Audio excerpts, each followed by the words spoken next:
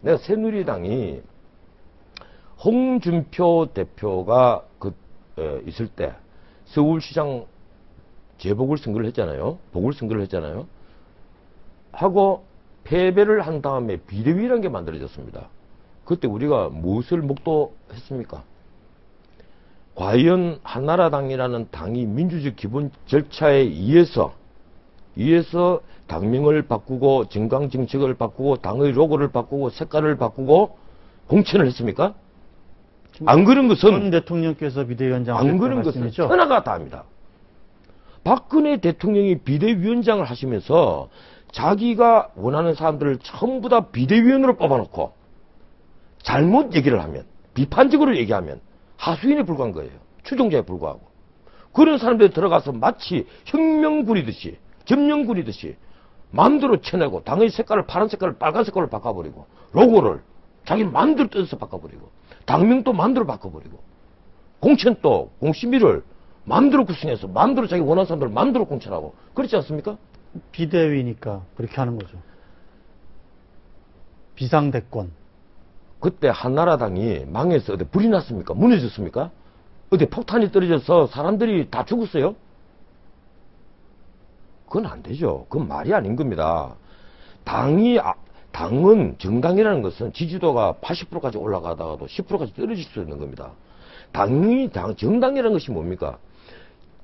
정책과 이념으로서 뭉쳐서 이 뭉치는 내용이 정책과 이념으로 뭉쳐야 되는 거예요. 사람의 인기를 따라서 뭉치는 것이 아니고 정책과 이념으로 뭉쳐서 정권을 획득하기 위한 결사체가 바로 정당입니다.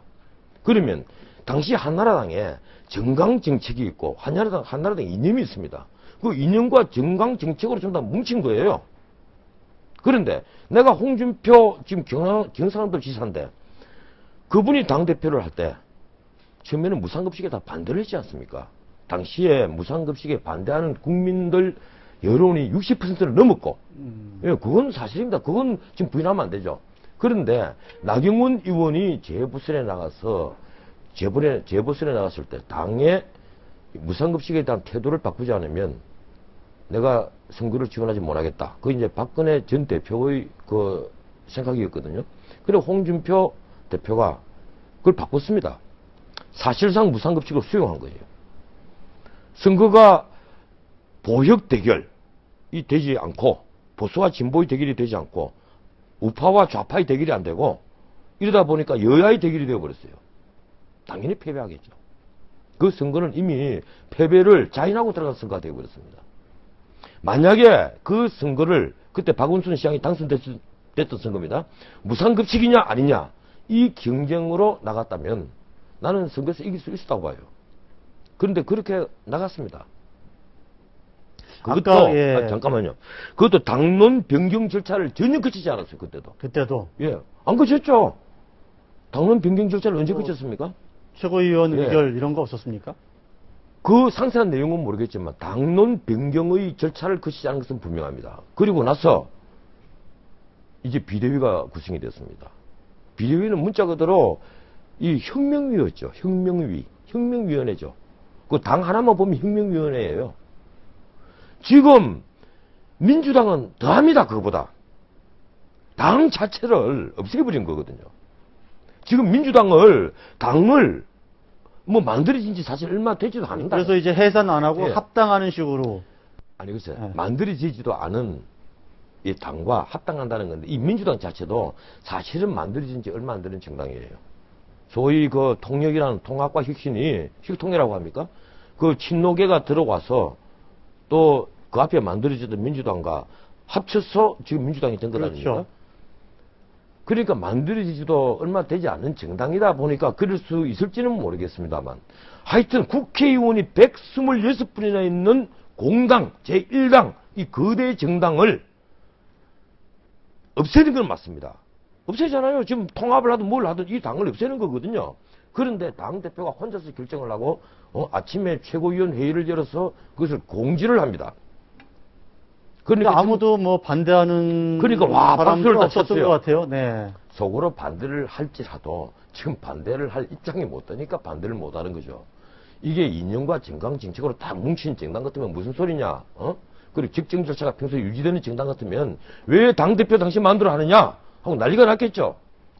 통합진보당 같은 데는 난리 났을 겁니다. 난리가 났을 텐데 그 우리나라에 지금 정당 정책과 이념으로 딱 뭉친 정당이 옛날에 민주노동당, 통합진보당, 소위 친사회주의 정당이라고 저는 부릅니다.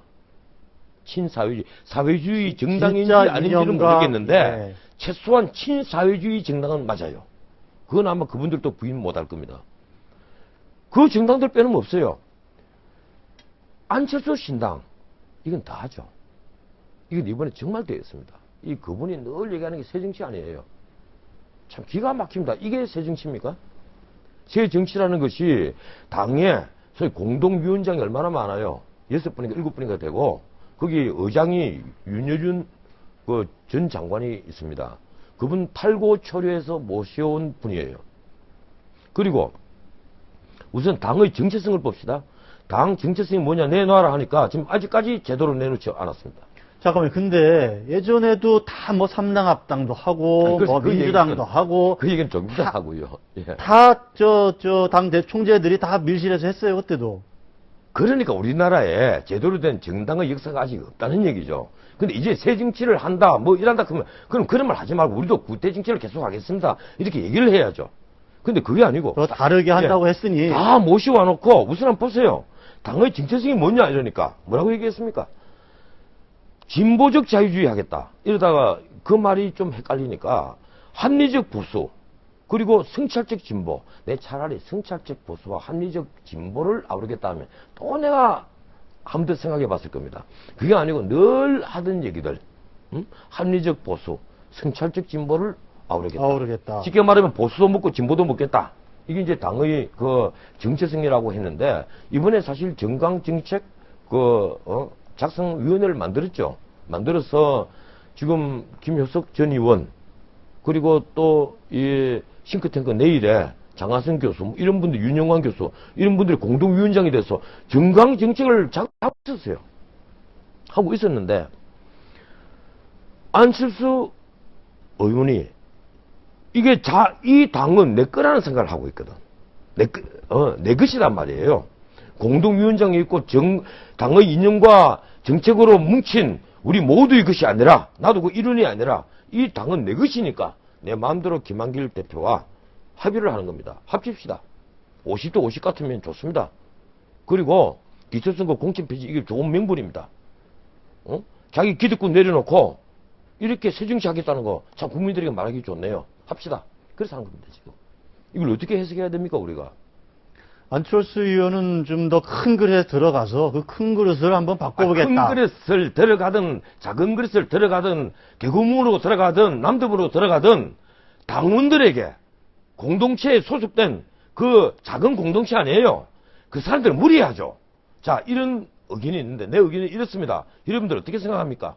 그 사전에 물으면 그게 안 되니까 그렇게 그럼 못하는 거죠. 왜 못합니까? 정체성이 다르잖아요. 우선 민주당과 지금 새정치연합이라는 데가 여기는 보수 진보 다 아우르겠다면서요. 근데 민주당은 그게 아닙니다. 거기는 민주당은 보수하겠다는 사람들 아니에요. 민주당이 어제 보수한다는 얘기했어요. 보수도 있고 중도도 있고 민주당 정강 정책을 보십시오. 보수하겠다는 거 아니에요. 새누리당도 보수 아닙니다. 새누리당 이제 보수하겠다 그래요? 새누리당 이제 보수는 남의 나라 얘기고 새누리당 심지어 진보정당 아닙니까? 아니죠. 새누리당에 진보정당입니까 그럼? 새누리당에 김모 위원장께서 개입을 했을 때 전 세계 보수라는 말 쓰는 정당이 지금 어디 있느냐 이 소리까지 기자들 앞에 큰 소리를 얘기하면서 새롭게 만든 한나라당과는 전혀 다른 새로운 정당입니다. 새누리당이라는 정당은요. 기본적으로 사회민주주의 기본 정책인 보편적 복지를 전부 다 수용한 정당이에요. 저 정당이 우리 눈에 보수로 보이는 것은 보수주의의 기본 핵심 중에 하나인 반공 이데올로기 그리고 자유민주주의 아래서 남북 통일을 하겠다. 이걸 새누리당에 수용을 하기 때문에 그 목적이 동일하기 때문에 보수 쪽의 지지를 받았을 뿐이지 기본적인 정책들은 사실은 좌파 정당입니다. 그 새누리에서 부인하면 안 돼요. 새누리가 지금 추구하고 있는 여러 가지 제반 정책들은 보면요. 영국 노동당보다도 더 왼쪽에 가 있습니다. 영국 노동당에 각종 정강정책 뽑아서 새누리당 정강정책하고 비교를 한번 해보세요. 더 왼쪽에 가 있어요. 근데 그러면 되게 중도를 잡기 위한 아니, 그런 전략을 쓰긴 하지 않습니까? 그건 정치인들이 해서 안 될 짓이죠. 그야말로 간복이 아닙니까? 간접이 아니에요, 그게? 표를 얻기 위해서 이 옷도 한번 입어봤다가 표를 얻기 위해서 이 옷도 표를 얻기 위해서 나는 보수도 돼보겠다. 진보도 돼보겠다. 그거 간접이죠. 간부는 간접이잖아요. 그걸 자꾸 정치부장께서 그럴 수 있다고 자꾸 생각하시면 우리 민주주의가 더 후퇴를 하는 겁니다. 지금 문제가 바로 거기 있는 거예요. 이번 이 사태도 그래서 나왔다는 겁니다. 안철수 의원이 제대로 된 민주주의고 이 정치에 대한 개념이 있고 민주주의에 대한 어떤 확신을 가지고 있는 사람 같으면 해서는 안 될 짓을 하는 겁니다. 지금 어떻게 자기 마음대로 결정을 하고 아침에 공동위원장들 앞에 내가 이렇게 결정을 했습니다 하고 그걸 안 꺼내 붙이겠습니까? 물론 안 꺼내 붙이는 형식이 취했겠죠. 이러니까 김성식 위원장은 나는 함께 할 수 없다. 내 꿈을 가슴에 품고 떠난다. 떠나버렸고 지금 윤여준 위원장은 참 이게 체면에 걸렸으니까 앞으로 새로 만들어지는 통합신당이 어떻게 돌아가는지 보고 그때 가서 내가 다시 내 처신을 결정하겠다. 이렇게 이제 일보 후퇴를 했고 만약에 저분마저 나 떠나겠다 하면 난리가 나버릴 테니까 어떤 의미에서는 지금 안철수 신당의 상징 같은 존재거든요. 그 앞에 최장집 교수도 떠나가 버렸고 상징 같은 존재란 말이에요.